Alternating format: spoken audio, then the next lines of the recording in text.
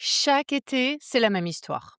Le matin, tout va bien, et puis plus la journée avance et plus tu te sens gonflé, tes chaussures deviennent plus serrées, tes chevilles commencent littéralement à disparaître, et tes bagues deviennent beaucoup plus difficiles à enlever.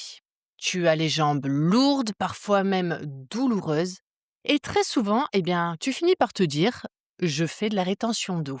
Et tu vois, honnêtement, cette phrase, je l'entends tous les étés. Et le problème, c'est qu'elle ne veut pas dire grand-chose. Tu vois, c'est un peu comme si tu me disais: «J'ai mal au ventre». OK, mais pourquoi tu as mal au ventre?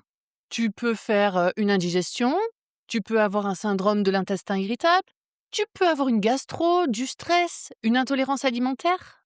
Bref, plein de causes différentes. Tu vois, pour les jambes gonflées et la rétention d'eau, c'est pareil.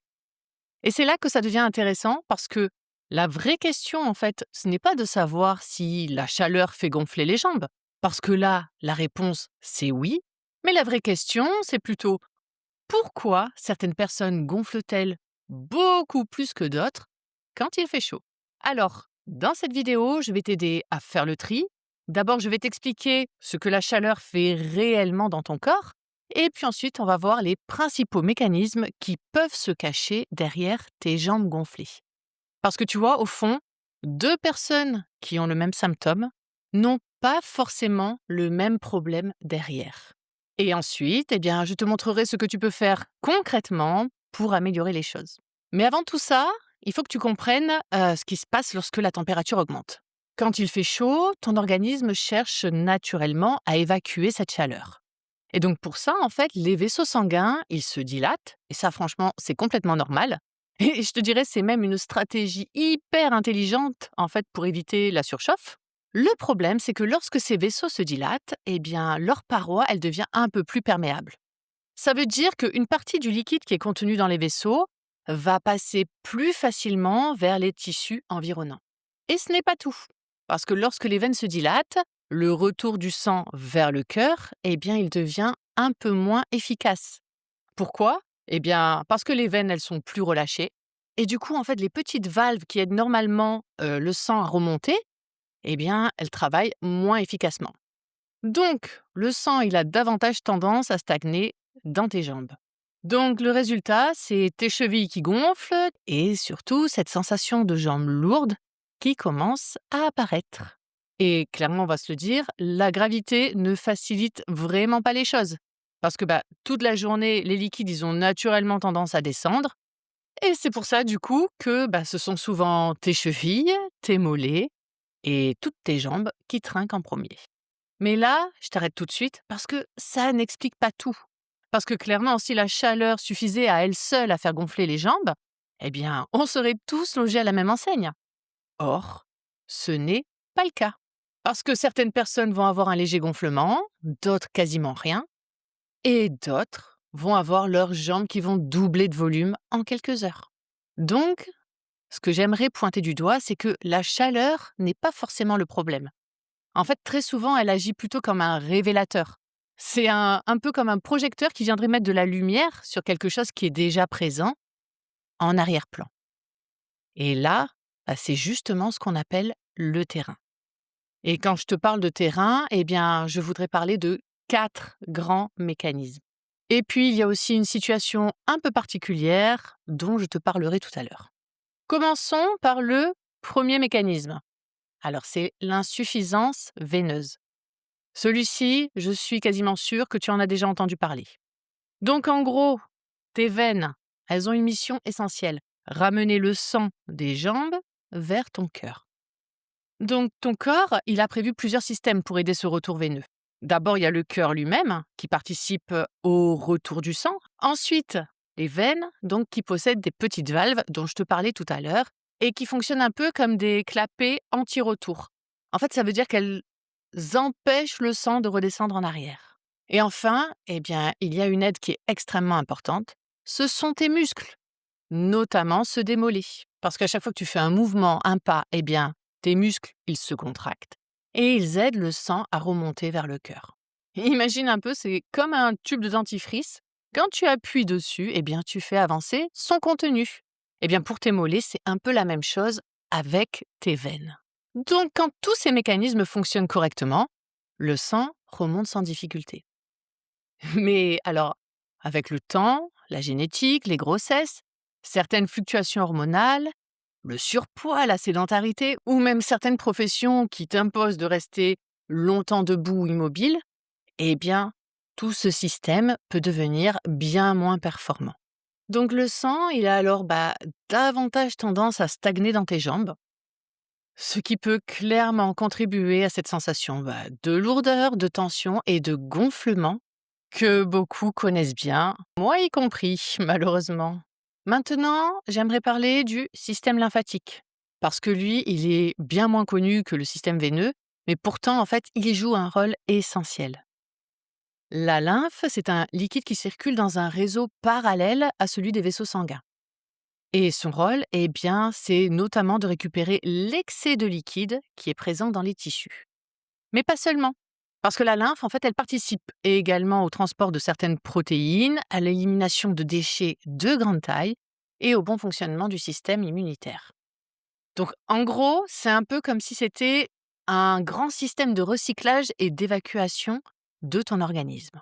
Et là, tu vois, il existe une différence majeure avec le système veineux dont on vient de parler. Parce que le sang bénéficie d'une pompe centrale, le cœur. La lymphe, elle doit se débrouiller autrement. Du coup, comment elle fait pour circuler? Principalement grâce au mouvement, grâce à tes contractions musculaires et même grâce à la respiration. Donc, quand tu marches, quand tu montes un escalier, quand tu fais du renforcement musculaire, tes muscles se contractent, puis se relâchent. Et comme pour les veines dont on parlait juste avant, on retrouve un peu cette image du tube de dentifrice. Les contractions musculaires viennent comprimer les vaisseaux lymphatiques et ils aident la lymphe à remonter. Sauf qu'ici, tu comprends bien que ce mécanisme, il est encore plus important. Clairement, le mouvement n'est pas juste utile, il est absolument essentiel. Et je te disais tout à l'heure, la respiration, elle joue également un rôle important. Parce qu'à chaque inspiration profonde que tu fais, les variations de pression dans ton abdomen et dans ton thorax favorisent aussi la circulation des fluides. Et tu vois, c'est pour ça qu'un mode de vie qui est très sédentaire, avec peu de mouvement et parfois une respiration assez superficielle, ça ne rend carrément pas service à ton système lymphatique. Le troisième mécanisme dont j'aimerais te parler, les hormones. Alors là, je suis prête à parier qu'une bonne partie des femmes qui regardent cette vidéo savent déjà exactement de quoi je vais parler. Parce que quelques jours avant tes règles, tu as parfois l'impression que ton corps ne réagit plus du tout de la même façon. Tu te sens plus gonflée, plus lourde, parfois même plus serrée dans certains vêtements, alors que tu n'as absolument rien changé ni à ton alimentation, ni à tes habitudes. Tu n'as pas mangé plus salé, tu n'as pas arrêté de bouger, et pourtant, quelque chose est différent. Du coup, qu'est-ce qui se passe? En réalité, ton corps ne gère pas les fluides exactement de la même façon tout au long de ton cycle. Et vraiment, c'est là que les hormones entrent en jeu. Parce que elles influencent plusieurs mécanismes impliqués dans la circulation des fluides. Et les oestrogènes, typiquement, peuvent modifier la perméabilité des vaisseaux sanguins. Donc, autrement dit, ils peuvent favoriser le passage d'une partie des liquides vers les tissus. Les oestrogènes influencent également ton tonus veineux et ils peuvent même interagir avec certains mécanismes inflammatoires.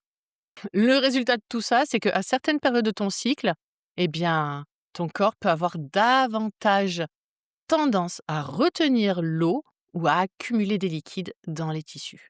Et c'est d'ailleurs pour cette raison que certaines périodes de la vie sont particulièrement concernées. Le syndrome prémenstruel, la grossesse, la périménopause, ou même lorsque tu es sous certains traitements hormonaux, comme la pilule par exemple. Et il y a un autre point dont on parle finalement assez peu, parce que quand tu penses aux hormones, tu penses probablement à leur production, mais clairement, produire des hormones, ce n'est qu'une petite partie de l'équation. Parce qu'il faut aussi pouvoir les transformer, les métaboliser et les éliminer correctement. Et c'est là que le foie entre en jeu.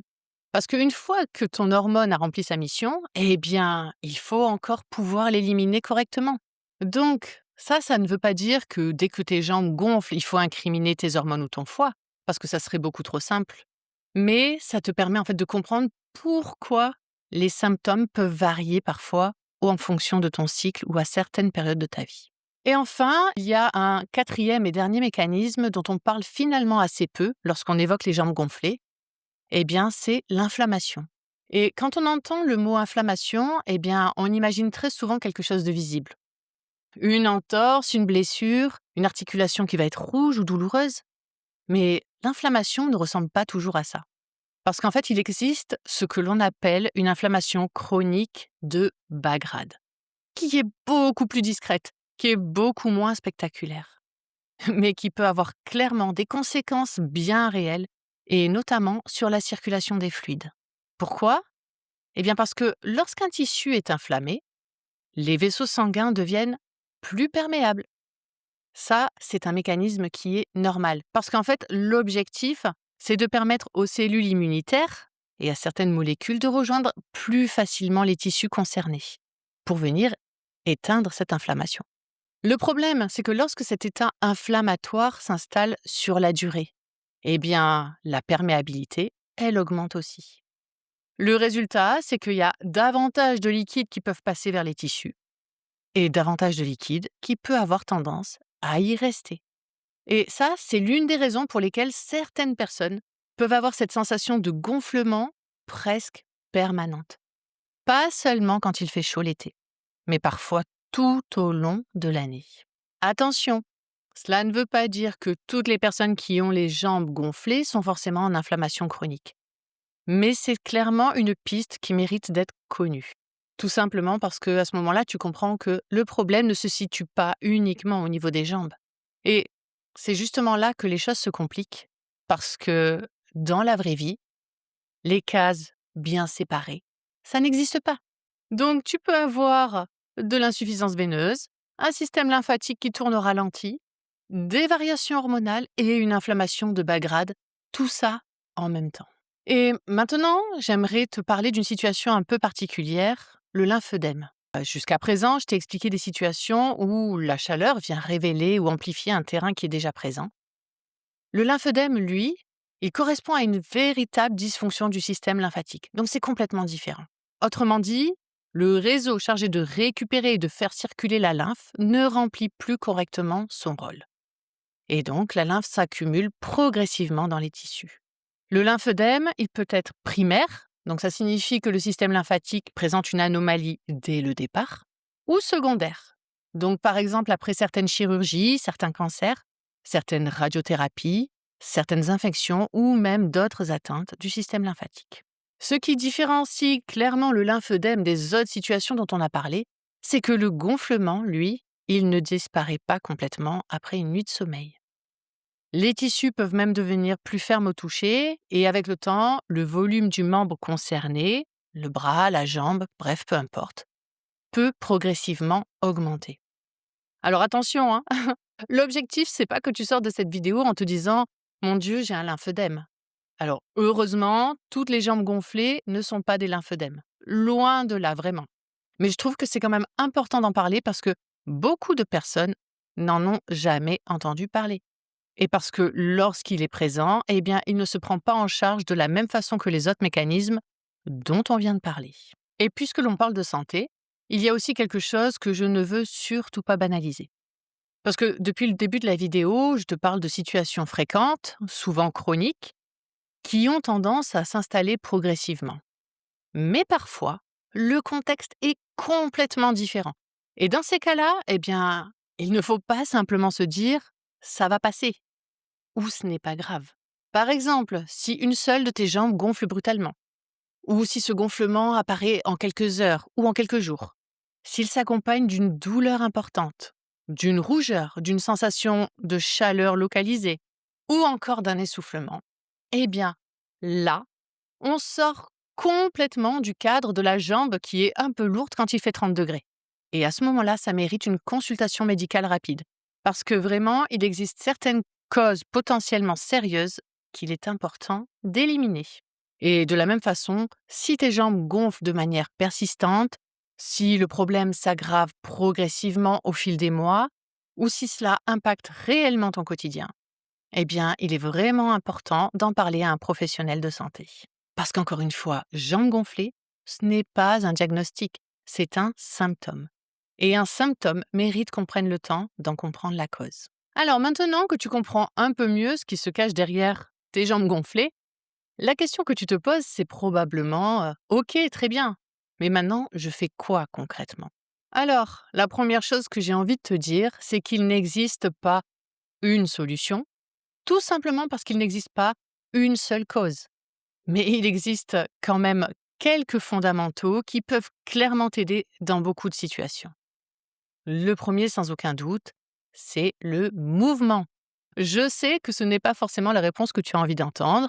Tu préférerais peut-être une tisane magique ou un drainage ou un complément miracle. Mais non, ton système veineux adore le mouvement. Ton système lymphatique adore le mouvement. Et ton métabolisme aussi. Quand tu marches, tu actives la pompe musculaire de tes mollets. Tu aides le sang à remonter vers le cœur. Tu aides la lymphe à circuler. Et tu évites que les liquides stagnent pendant des heures dans tes tissus. Et c'est clairement pour cette raison que rester assise 8 heures d'affilée, puis aller marcher 20 minutes le soir, ça ne compense pas totalement le reste de ta journée. Parce que ton corps aime la régularité. Il va préférer quelques mouvements répétés dans la journée à une seule séance en fin de soirée. Même quelques minutes à la fois, hein. Et tant que je te parle de circulation, eh bien, pense aussi à toutes tes habitudes du quotidien. Tu vois, croiser les jambes pendant des heures, rester longtemps dans la même position, ou même ne quasiment jamais bouger lorsque tu travailles, eh bien ça n'aide vraiment pas le retour veineux. Ensuite, j'aimerais qu'on parle de la masse musculaire. Parce que le muscle ne sert pas uniquement à être plus tonique ou plus fort. Chaque contraction musculaire agit comme une aide précieuse pour la circulation veineuse et lymphatique. C'est exactement le principe du tube de dentifrice dont je te parlais tout à l'heure. Et plus largement, le muscle joue aussi un rôle majeur dans la santé métabolique. Et c'est pour ça que vraiment, je considère le renforcement musculaire comme un véritable investissement santé. Et pas uniquement pour tes jambes gonflées. Mais aussi pour tout ce qui se cache derrière. L'inflammation chronique, la résistance à l'insuline ou certaines fragilités métaboliques. Ensuite, il y a la chaleur elle-même. Alors là, clairement, tu ne peux pas empêcher l'été d'arriver, ça c'est certain. Mais tu peux éviter certaines expositions prolongées. Tu peux éviter les bains très chauds, les longues heures en plein soleil sans bouger, ou même certaines situations qui accentuent la vasodilatation lorsque tes jambes sont déjà sensibles. Le sauna, c'est pas top. De la même façon, si tes jambes ont déjà tendance à gonfler facilement, certains vêtements très serrés ou très compressifs peuvent parfois accentuer l'inconfort. Donc là, l'idée, c'est pas de vider ta garde-robe. Mais en période de forte chaleur, ton corps apprécie davantage les vêtements amples plutôt que tout ce qui vient te comprimer inutilement. Et puis, il y a aussi toutes les petites astuces qui ne règlent pas le problème de fond, mais qui peuvent malgré tout clairement améliorer ton confort. Par exemple, terminer ta douche avec un jet d'eau fraîche sur les jambes. Ça, clairement, dans la pratique, c'est très agréable lorsque les températures grimpent. Est-ce que ça traite la cause? Non. Mais est-ce que ça peut te soulager? Oui. Et franchement, quand il fait 35 degrés, c'est déjà pas mal. Ensuite, l'hydratation, qui est hyper importante. Et là, franchement, je vais casser une idée reçue que j'entends souvent. Boire moins ne fait pas disparaître la rétention d'eau. Bien au contraire. Parce que ton corps, s'il manque d'eau, il a tendance à devenir beaucoup plus économe avec les liquides. Ça veut dire que s'il perçoit un risque de déshydratation, il va chercher à conserver davantage d'eau. Et avec la chaleur, la déshydratation arrive souvent beaucoup plus vite que tu ne l'imagines.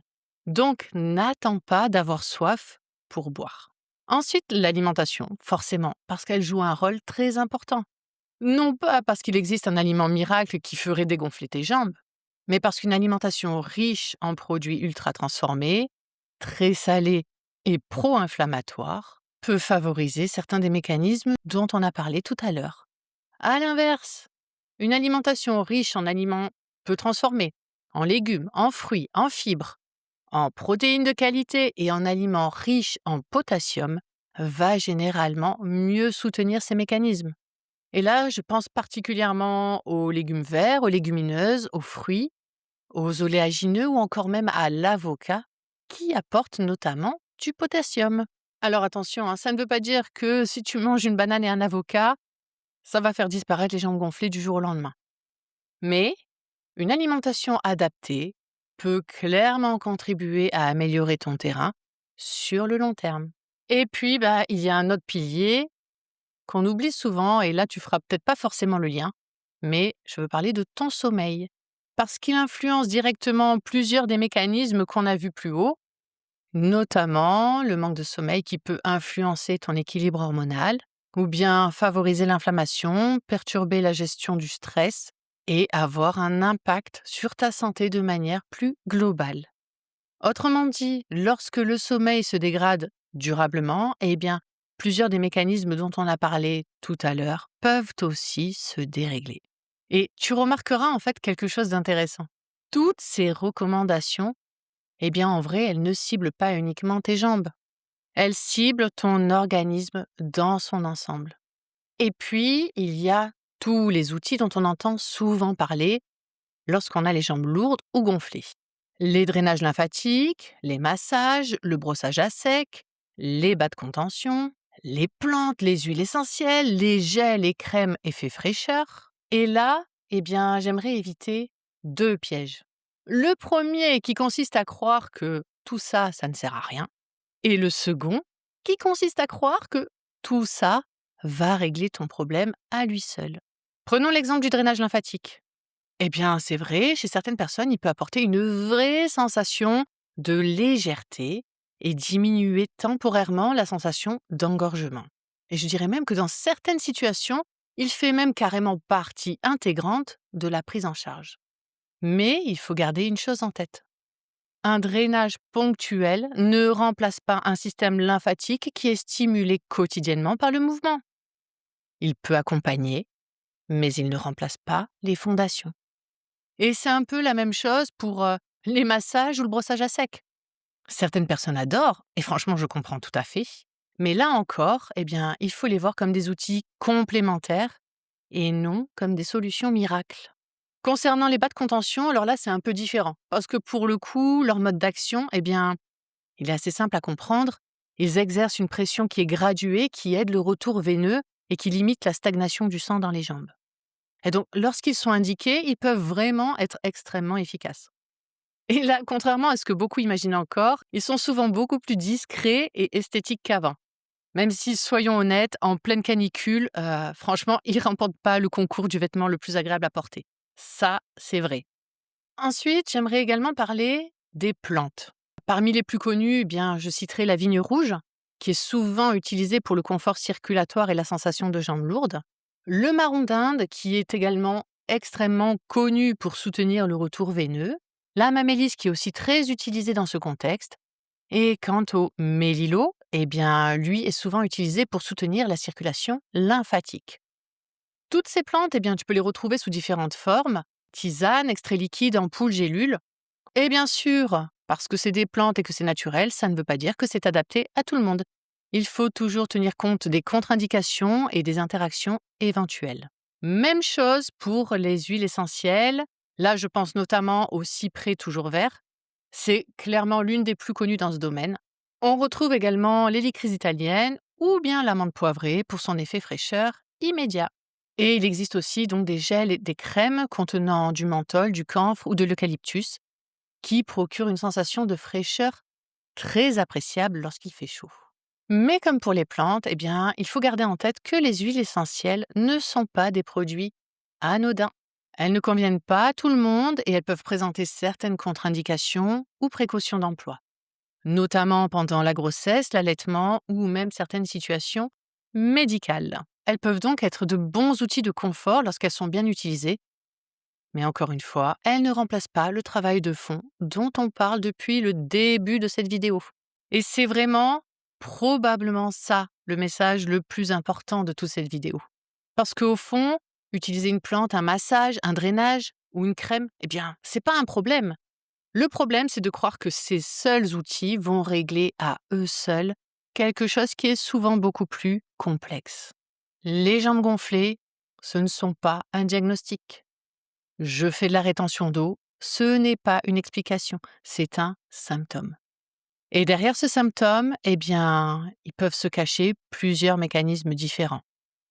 Parfois un problème de retour veineux, parfois un système lymphatique qui fonctionne moins efficacement, parfois des variations hormonales, parfois un terrain inflammatoire ou métabolique. Et parfois, eh bien, plusieurs de ces mécanismes en même temps. Et c'est exactement pour cette raison qu'il n'existe pas une solution universelle. Et finalement, eh bien, tes jambes, elles te racontent souvent quelque chose de beaucoup plus global qu'un simple problème de jambes. Elles peuvent te parler de ta circulation, de ton niveau d'activité physique, de ta masse musculaire, de tes hormones, de ton sommeil, de ton niveau d'inflammation ou même plus largement de ton état de santé général. Alors, oui, une crème peut soulager, un drainage peut faire du bien et certaines plantes peuvent être vraiment intéressantes. Et il n'y a absolument rien de mal à utiliser ces outils, mais ils ne remplaceront jamais les fondations. Le mouvement, le muscle, le sommeil, une bonne hygiène de vie et surtout la compréhension du mécanisme derrière les symptômes. Parce qu'à partir du moment où tu comprends ce qui se passe réellement dans ton corps, eh bien, tu arrêtes de tester des solutions au hasard. Tu comprends enfin sur quoi agir et c'est souvent là que les choses commencent vraiment à changer. Si tu as des questions ou si tu as envie de poursuivre la discussion, eh bien, tu peux me retrouver sur Instagram, TikTok, Facebook, @marine en équilibre.